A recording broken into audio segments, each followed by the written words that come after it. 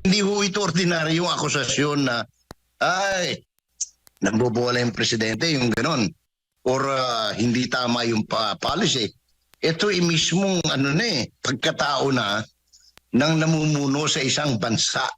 Isang nakakalungkot na pangyayari ito na dapat siguro hindi na natin basta baliwalain. Batay sa dokumentong inilabas ni Maharlika, lumalabas na noong March 10, 2012, target sa isang operasyon ay isang Bongbong Marcos Jr. alias Bonget, isang sikat na babaeng artista at ilang iba pa sa Unit 46C Rizal Tower Building, Rockwell, Barangay Poblacion, Makati City.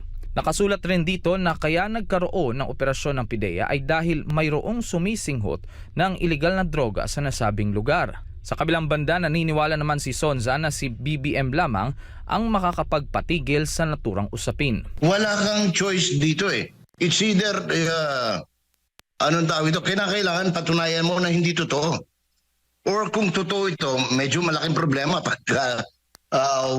kasi pag hindi pwedeng hindi nasagutin ito ng Pangulo. The more that they will ignore this, ladaan ng mga araw, ng mga linggo, lalala ito. Sa ngayon, wala pa ring direktang sagot o pahayag si PBBM kaugnay sa naturang issue. Sabi pa ni Sonza, kahit na ang palagiang pagbiyahe ni PBBM sa ibang bansa para makahikayat ng mga mamumuhunan ay mababaliwala dahil walang matinong dayuhang mamumuhunan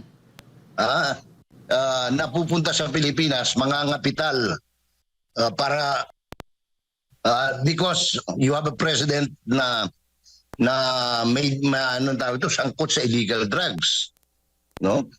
Walang matino. Para sa Diyos at sa Pilipinas kong mahal, Carlo de la Peña, SMNI News.